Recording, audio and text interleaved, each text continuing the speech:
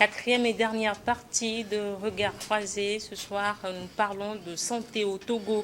Jeudi, le ministre togolais de la Santé, Moustapha Midi Yawa, a alerté les populations contre les épidémies de dengue et de chikungunya qui ont déjà fait des victimes en Afrique de l'Ouest. Pasteur Edoukomi, est-ce qu'on doit s'alarmer?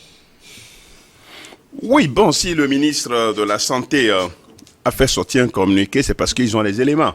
Ils ont les éléments, ils ont les preuves qui prouvent à suffisance que les menaces sont là. Et donc, cela doit nous interpeller à ce que nous prenions les mesures, les précautions nécessaires pour pouvoir être hors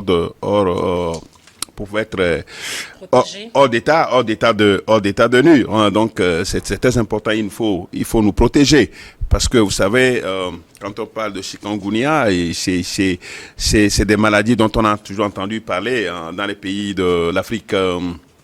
L'Afrique centrale surtout, vous savez, c'est des pays où il y a beaucoup de la forêt, il y a beaucoup de la forêt, et donc souvent c'est ça qui crée ce genre de maladies. Donc aujourd'hui, si les menaces sont déjà évoquées au Togo, il y a lieu quand même que nous nous protégeons et que l'État puisse prendre des dispositions pratiques pour que si jamais il y a ce cas-là, qu'on puisse vraiment le mettre hors et essayer de le traiter pour que je crois que c'est contagieux, c'est contagieux, donc pour éviter que la contagion ne touche la masse populaire. Alors Robert, aujourd'hui on parle de dengue, de chikungunya, alors qu'il y a le paludisme.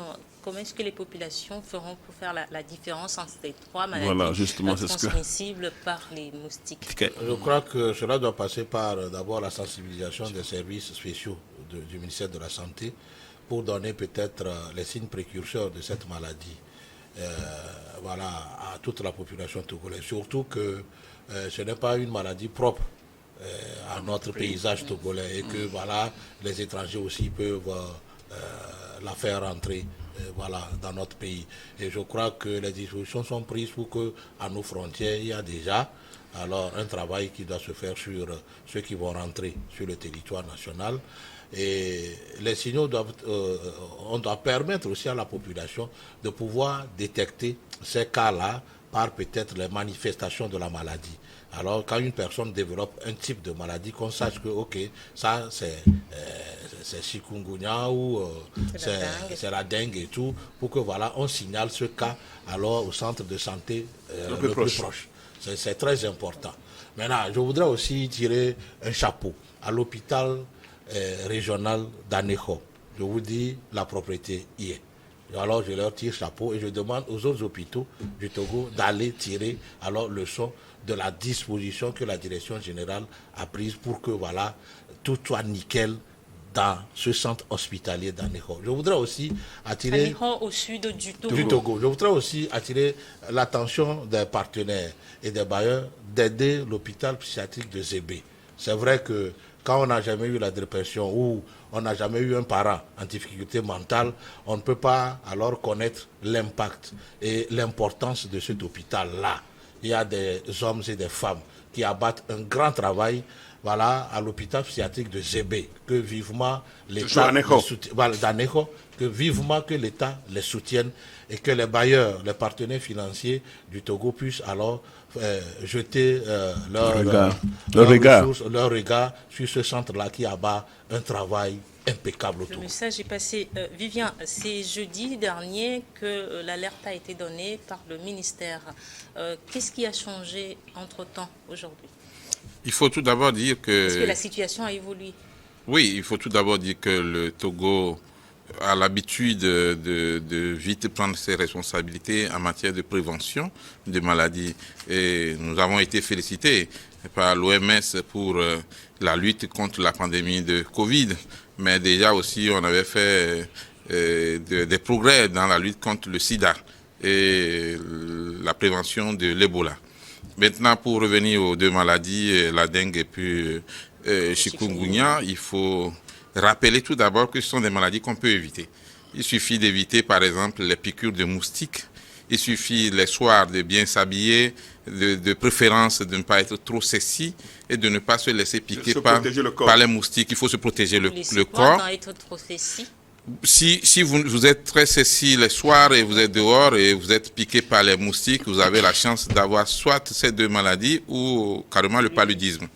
Et je signale que déjà dans 2 jours au Togo ou dans une journée, il y aura un début de distribution des moustiquaires imprégnés. Je pense que c'est le moment de sensibiliser la population pour utiliser les moustiquaires parce que du moment où on connaît au moins ce qui peut donner la maladie, on peut l'éviter. C'est par la piqûre de moustiques qu'on peut attraper les maladies de la dengue et de chikungunya. Alors, et donc, il faut essayer de prendre les dispositions pour ne pas être piqué par les moustiques et aussi signaler chaque fois qu'on a les symptômes comme une fièvre qui ne s'arrête pas, une sensation de fatigue générale, une envie ou des fois des vomissements non-stop. Il faut signaler cela très vite parce que justement, l'État a la possibilité d'intervenir quand il y a des cas. Maintenant, ce que nous avons l'habitude de faire... Aujourd'hui, aucun cas n'a été signalé selon les informations. Non, mais en médecine, on ne dit jamais qu'aucun cas n'est signalé. On a de risque zéro. Oui, mais il n'y a pas de risque zéro puisque ce n'est pas... Il n'y a pas eu une opération de vérification pour être sûr que, bon, sur tout le territoire, on n'a pas encore de cas. D'autant plus que des pays qui sont touchés par ces maladies, il y a des étrangers qui quittent ces pays-là pour venir déjà... Qui migrent vers...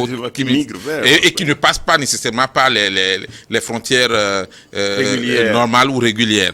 Et donc, vous savez que les pays africains, pour la plupart, on peut passer par où on sait pour rentrer dans ce pays limitrophe. Et donc, aujourd'hui, il y a quand même une sorte de garde à nos frontières régulières, mais il faudrait que les citoyens eux-mêmes prennent des dispositions. La première chose à éviter, c'est les piqûres de moustiques. Quand vous êtes dans des restaurants où il y a les piqûres de moustiques, prenez les dispositions, utilisez les insecticides, évitez au maximum par ces périodes et surtout par les mois qui viennent, comme le mois de novembre, décembre et janvier, où avec le phénomène de l'harmattan, on a une chaleur. Il faut faire attention puisque c'est en ces moments-là justement que ces moustiques se développent encore plus. Et on a remarqué que c'est en ces moments de chaleur que les maladies de la dengue et de chikungunya se développent. Et donc, le gouvernement a bien fait, par le biais du ministre de la Santé, d'alerter tout le monde pour dire, attention, nous avons des cas que nous devons déjà prévenir. C'est important. Pasteur Edo, on remarque aujourd'hui que ces maladies constituent une menace émergente dans certains pays de l'Afrique de l'Ouest, dont le Togo. Qu'est-ce qui a élargi l'aire de répartition de ces moustiques? Parce qu'on ne peut pas se dire juste que ce sont des étrangers qui importent la maladie. Est-ce qu'il y a des facteurs? Oui, des facteurs qui sont... des facteurs réguliers et souvent reconnus un peu partout, c'est le fait qu'il y a de l'insalubrité, il y a des eaux usées qui sont un peu partout. Quand nous parlons de l'assainissement, vous savez, d'ailleurs c'est ce qui fait que le palu est une maladie purement africaine, parce que il n'y a pas la propriété, donc tout ça là. C'est une maladie des zones tropicales, pas purement. Bon, écoutez, mais c'est l'Afrique qui. L'Afrique est le continent le plus touché. L'Afrique est le continent le plus touché, mais c'est vrai, maladie tropicale. Bon, donc et surtout quand on parle de paludisme, c'est plus en Afrique. Donc il va falloir tous ces facteurs là sont des facteurs qui créent souvent le contingence, les dispositions, comment on l'appelle, la vulnérabilité à cette maladie. Et donc, il y a lieu que dans les pays d'Afrique, on puisse quand même s'occuper de l'assainissement. Vous savez, de l'assainissement des et là, c'est le maire qui parle. Hein. de l'assainissement des pays, parce que les moustiques se développent souvent sur des eaux et autres. Et puis, bon, donc, les dégâts sont là. Donc, c'est très important cet aspect. Est-ce que on peut imputer ça également au changement climatique qui font que des insectes migrent d'une zone à une autre. Oui, mais aussi, c'est parfait, parce qu'avec les changements climatiques, tout est possible aujourd'hui, que les insectes peuvent migrer d'un pays à un autre, et surtout que nos saisons aujourd'hui, voyez ce qui se passe aujourd'hui, où nous sommes en octobre, les pluies continuent, et les prévisions météorologiques donnent des pluies jusqu'en décembre, enfin, jusqu'en novembre, donc vous convenez avec nous que la question peut se poser, est-ce qu'on aura encore l'harmattan? On ne sait pas. Hein? Souvent, au temps de nos parents, on connaît les saisons. On sait que l'harmattan, vous m'excusez, c'était pas pas des intellectuels, oui, c'est vrai, mais ils connaissaient les saisons. Ouais. Ils savaient les petites saisons, c'est comme ça. Ça commence en mars, t'avais les grandes saisons de mars à juin, juillet, et puis la petite saison, ainsi de suite. Mais aujourd'hui, nous, on ne sait plus quelle est la saison. La saison commence quand, ça s'arrête où, on ne sait rien. Mais en réalité, l'harmattan était une anomalie climatique au sud Togo. Oui, bon, c'est ce qu'on nous a... c'est vrai, c'est ce qu'on nous a appris, mais c'était devenu quelque chose de régulier. Et on s'adonne à ça. On sait que à tel moment, c'est la période de l'harmattan va venir. Bon, donc c'est un peu ça. C'est vrai ce que vous avez dit, mais on s'est familiarisé avec ça et ça devient une période où quand même, c'est vrai on se sent quand même un peu à l'aise par rapport à l'air et autres. Donc aujourd'hui, ce qui est important de faire par rapport à ces maladies, comme les collègues l'ont déjà dit, il va falloir quand même nous apprenions à vivre à dormir sous les moustiquaires. C'est vrai quand même que beaucoup de personnes disent ils sont étouffés dans les moustiquaires parce que quand ils sont dans les moustiquaires, ils sont étouffés. Mais c'est le seul moyen, le seul remède que nous avons, le remède sûr que nous avons aujourd'hui contre le palu. En matière de prévention. En matière de prévention, c'est de dormir sous les moustiquaires. Bon, donc, c'est pourquoi d'ailleurs. Il y a aussi les insecticides. Mais écoutez, les insecticides, il faut faire aussi la part de lesquels des insecticides. On peut éviter aussi que les moustiques rentrent dans vos chambres en mettant les grillages, tout ça là. Non, tout ça, oui, c'est des mesures qu'il faut prendre. Mais quand vous parlez des insecticides, attention, les insecticides aujourd'hui. Et nos parents utilisaient même des feuilles. Oui, mais des feuilles qui sont. Des feuilles de paille pour chasser les moustiques. Bon, donc aujourd'hui, l'appel que moi je voudrais lancer justement, c'est l'opération de distribution des moustiquaires imprégnés qui sera lancée officiellement le vendredi, donc demain officiellement à Tabligbo, et donc le 7, les distributions vont commencer dans chaque commune, et donc nous appelons les uns et les autres à recevoir, à accueillir ces agents-là qui vont venir de maison à maison. Aujourd'hui, ce n'est plus un lieu, ils vont pas se regrouper dans un endroit où distribuer. C'est de maison à maison que les distributions vont se faire. Et donc, distribution itinérante. Oui, bien sûr. Et donc, nous appelons les uns et les autres à accueillir ces agents-là et à donner surtout le nombre de ménages qu'ils ont dans leur commune. Et je fais un coucou spécial aux populations de la commune Golfe 2 dont je suis le maire et dont je les invite. Demain déjà nous allons faire bien accueillir les demain soir nous faisons le lancement officiel au CMS Noukafou à partir de 15. Donc je suis le président du comité local d'organisation de la distribution des moustiquaires. Oui, je voulais juste pour préciser qu'il y a justement un schéma qu'on pourrait éviter. Vous savez que les moustiques pondent dans les eaux usées et nous sommes dans une période où beaucoup de quartiers sont inondés et donc il faut prendre des mesures pour que les moustiques effectivement ne pondent pas beaucoup d'œufs dans ces eaux usées qui déjà dans quelques jours, quelques semaines vont pouvoir devenir des moustiques pour effectivement attaquer la population. Alors, donc, des mesures, lesquelles ? Les mesures au niveau de chaque maison. D'abord, moi je commence par les citoyens. De chaque maison, il faut éviter les eaux usées dans les boîtes de conserve, dans les jarres non utilisés, tout ça là, parce que c'est des lieux pour la fécondation ou bien pour les moustiques. Et au niveau des communes, les maires ne doivent pas attendre le gouvernement, les maires doivent faire leur part. Inciter la population à faire de la propreté une priorité. Et aussi vider effectivement les eaux usées, drainer, ces eaux. faire usées. un assainissement, parce que là, c'est vraiment important, c'est leur rôle, ce n'est pas le rôle du gouvernement.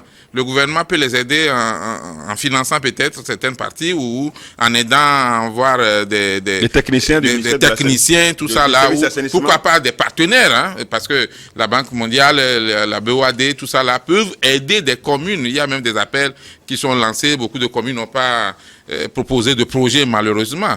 Et maintenant, au niveau du gouvernement, prendre des mesures pour une bonne communication autour des deux maladies, une sensibilisation, il faut utiliser les réseaux sociaux, il faut donner un peu d'argent aux médias pour communiquer assez un peu d'argent, parce que quand on dit aux médias, allez-y, aidez-nous, mais aidez-nous. La plupart des médias, quand même, c'est des sociétés privées, nous avons des gens à payer, donc il faut nous donner un peu d'argent aussi, en contrepartie, puisqu'il y a un budget pour ça. De médias qui, oui, là, c'est clair. Il y a un budget pour ça. Et donc, il ne faut pas attendre le dernier moment pour dire, mais écoutez, la communication, ça ne marche pas, c'est important. Et au niveau même des villages, il faut que les chefs cantons, les chefs de quartier, les leaders d'opinion, même dans les églises, il faut sensibiliser. Expliquer ce que c'est. Il faut mettre le gong dans les villages pour que les gens comprennent que c'est important. Quand on sent qu'il y a une mobilisation au niveau du gouvernement, au niveau de la hiérarchie, du pouvoir central, la population dit, ah bon, si c'est ça, c'est sérieux. C'est ce qui nous a aidés à vaincre en partie la pandémie de coronavirus. Donc aujourd'hui, nous avons encore du travail. Dans les communes, dans les mairies, il faut créer déjà des cellules de jeunes pour aller sensibiliser la population. Ne laissons pas la population, ne laissons pas la population mourir de ces maladies. À Robert Akwete-Kossigan, le ministère de la Santé évoque des systèmes d'alerte précoce. En quoi consistent ces systèmes? Non, je pense que ce système consiste à mettre peut-être des cellules déjà au niveau des frontières, aussi organiser la sensibilisation des populations au niveau des CMS et peut-être des centres médicaux sociaux, des centres médico-sociaux et peut-être élargir à certains agents de la santé qui sont souvent sur le terrain, voilà, les organiser, voilà. Les encourager à faire beaucoup de communication sur les médias, voilà, publics comme privés, et voilà. Et surtout, je reviens sur le plan, sur l'assainissement. Il faut que l'État, voilà, soit finance considérablement les communes pour que les communes puissent alors procéder à un assainissement véritable. Et régulier. Non, vous savez, dans des pays un peu plus développés, il y a un plan d'assainissement général qui draine les eaux pluviales ou les eaux usées ici et là vers un centre de traitement des eaux qui parfois traite ces eaux-là et les redistribue. Voilà, les redistribue peut-être pour le maraîchage ou parfois même vous allez constater qu'il y a aussi des bouteilles d'eau où on dit eau usée mais buvable ou potable. Ça là. Donc l'eau aussi est une richesse qu'il faut prendre soin d'elle. C'est une ressource. Voilà, c'est une ressource. Donc il faut financer un plan d'assainissement pour toutes les villes du Togo. C'est important. Vous savez, aujourd'hui, demander aux maires de le faire, c'est se tromper parce que les maires sont là. Mais est-ce qu'ils ont les ressources? Le maire, il est là, on va le Non. Ils n'ont pas les ressources. On ne peut pas. Mais si on met les ressources à leur disposition, ils peuvent faire. C'est ça, c'est clair. Ça doit être un travail qui incombe d'abord à l'État. L'État peut mettre les édifices et après, la mairie assume alors, je ne sais pas, l'entretien. Il faut des moyens. Ce que nous disons là, ça nécessite. Mais Robert, on parle de la décentralisation. Et il faut que les mairies aussi fassent leur part. C'est vrai que le gouvernement a besoin de les soutenir. Parce que nous sommes dans une période pluvieuse. Non, vous savez, il y a même des. Les mairies n'ont pas les moyens, c'est vrai. Jusque-là. Vous avez les moyens. Voilà, on fait avec les moyens de bord et il faut le dire qui sont insuffisants. Ces moyens qui sont insuffisants. Vous savez, l'assainissement prend la plus grande partie d'un budget. Ouais, pour les mairies. Tout budget pour la mairie, tout budget municipal prend une grande partie pour l'assainissement. Et donc, parce que c'est avec l'assainissement que d'abord la beauté de la ville, la prospérité de la ville, la santé des citoyens, tout ça là-bas. Donc, si on n'a pas ces moyens-là, le reste, on va seulement crier sur les mains. Ben, la volonté y est. Puisqu'on a le personnel qualifié, ils sont là. Mais c'est qu'il n'y a pas de moyens. Bon, donc on le fait avec des moyens rationnels, des trucs. Bon, donc, qui mais finalement. parce qu'on n'a pas créé sur les mairies. On demande à l'État de donner les moyens aux mairies pour faire le travail. C'est important. Ce qu'il faut faire, l'État, c'est de libérer des compétences, de libérer les ressources. Il y a ça aussi. On n'a pas. D'abord, il faut libérer les compétences. Il en manque. Il faut libérer aussi des ressources financières pour permettre aux mairies de pouvoir faire ce travail. Vous savez, quand vous prenez le Grand Lomé, le travail, c'est que ça n'a pas été fait il y a des années. Donc ce n'est pas les mecs qui sont arrivés il y a 4 ans qu'il faut demander de le faire, parce que la grande mairie, le sommet de l'État, pendant les délégations spéciales, il y avait des mairies. Mais est-ce qu'ils ont pu faire quelque chose sur lequel aujourd'hui on peut faire? Apparemment, c'est du statu quo. Hein? Tout est là. Et aujourd'hui... Mais les maires actuels n'ont qu'à faire leur part. Non, bien sûr. En sollicitant les moyens de l'État et des partenaires. C'est important. Et l'État doit les aider. On ne va pas dire que rien n'a été fait, donc nous on vient faire. Donc on fait quelque chose, mais devant les populations, apparemment ce n'est pas grand chose. C'est un peu ça. Dans les différentes communes, vous allez voir le massacre que fait l'eau. Mais écoutez, si dans toutes les communes. Non, ce n'est pas dans toutes les communes du Grand Lomé. Dans toutes les 13 communes du Grand Lomé, c'est manque d'habitation parce que leur habitation est inondée. Étonnamment, il faut reconnaître que quand le gouvernement a lancé l'alerte pour ces maladies, les communes ou les mairies ont le devoir de concevoir très vite des projets de sensibilisation et de soumettre ça, si possible, au gouvernement, des projets de notamment au ministère de la Santé. Parce que quand l'État prend des dispositions pour lutter contre une maladie, il y a un budget qui est voté. Maintenant, si vous êtes une commune ou une mairie et vous ne demandez pas, on ne peut pas vous donner. C'est important. Je pense que les mairies ne doivent pas se limiter à leur budget voté d'avance. Non, ça ne peut pas. Il faut chercher des moyens, y compris chez les partenaires. Non, bien sûr. Et c'est important. Parce que si l'assainissement n'est pas régulier dans nos communes, je crois qu'on va assister au même problème chaque année. Tenez des quartiers du Grand Lomé, il y a toujours l'inondation là-bas chaque année. Mais on a comme l'impression que, on attend toujours que ça arrive avant qu'on ne sauve les gens. On prend beaucoup de temps pour le curage des caniveaux. Mais au même moment, il faut sensibiliser les citoyens. Les citoyens qui versent n'importe quoi dans les caniveaux. Des plastiques. Et ça bloque ça bouche les caniveaux et puis l'écoulement de l'eau. Alors que nous sommes dans une période pluvieuse. Ensuite, il y a l'urbanisation qui doit faire son travail parce qu'on laisse des gens alors construire sur les lits de rivière. Ce qui, alors, en période de pluie, amène beaucoup de problèmes.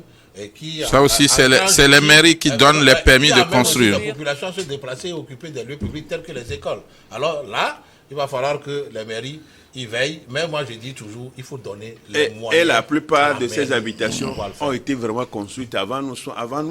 Mais, pasteur, ce n'est pas une raison.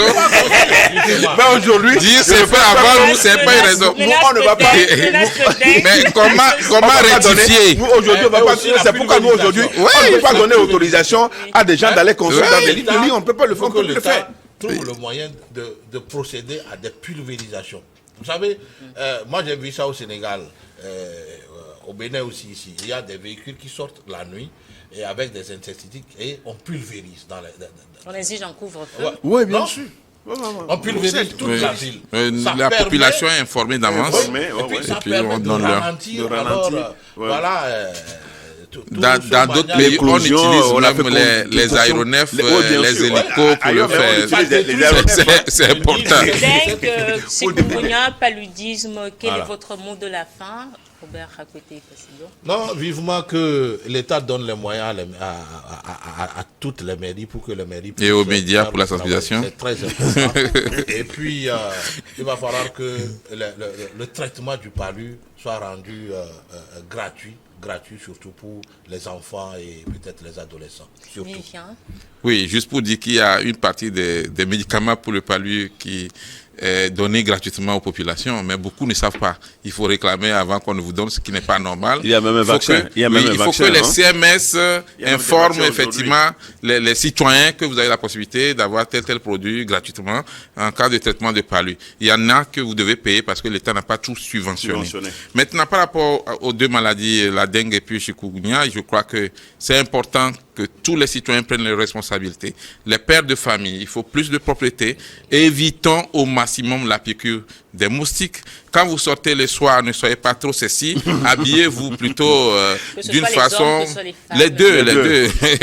Parce qu'il faut éviter la piqûre des moustiques. Et les restaurants, ça c'est aussi un rôle qu'on va demander aux maires d'assumer. Les restaurants qui ont beaucoup de rats et beaucoup de cafards et de moustiques, je pense qu'il appartient maintenant qu'on fasse comme en Europe. Il faut de temps en temps des descentes des agents de santé pour voir que votre restaurant n'est pas propre. Des restaurants clos ou au bord de la voie? Les deux, parce que il appartient à l'État, qui est représenté dans les communes par les mairies, de veiller à la bonne santé de la population. Donc, s'il y a des restaurants, excusez-moi vraiment, mais s'il y a des restaurants sales ou non propres, il faut les fermer. Et aujourd'hui, avec ces maladies-là, nous devons lutter contre la piqûre des moustiques. Évitons la propagation des moustiques dans nos villes. Et l'État doit faire sa part en donnant un peu de moyens aux médias pour la sensibilisation et en impliquant les chefs traditionnels et les leaders de Dans ces menaces de dengue et de chikungunya, je crois que chacun doit jouer son rôle. Chaque citoyen doit jouer son rôle. L'État fait sa part, les communes et les citoyens, parce que nous estimons que, comme on l'a déjà dit, c'est pas à travers les piqûres de moustiques et chacun peut se protéger. On peut même l'éviter, on peut prévenir le paludisme avec la propriété, avec surtout pour éviter qu'il y ait la fécondité des moustiques et autres. Donc je pense bien quand même que l'alerte est donnée. Et nous devons vraiment travailler, comme nous l'avons déjà dit, chacun d'entre nous doit travailler pour éviter que nous ne soyons affectés. Et surtout quand il y a des cas que nous puissions rapidement le signaler pour éviter la contagion. Merci d'être resté avec nous durant tout ce temps. Robert Kosiga-Apoté, vous êtes analyste politique, président de l'Alliance Jeunesse et Développement AJD. Emmanuel Vivien Tommy, vous êtes DG de Plume Libre, conseiller en communication politique. Pasteur Edo Komi, vous êtes président du mouvement Martin Luther King, une organisation de défense des droits humains. Merci également à vous qui êtes restés à notre compagnie. On se dit à très bientôt.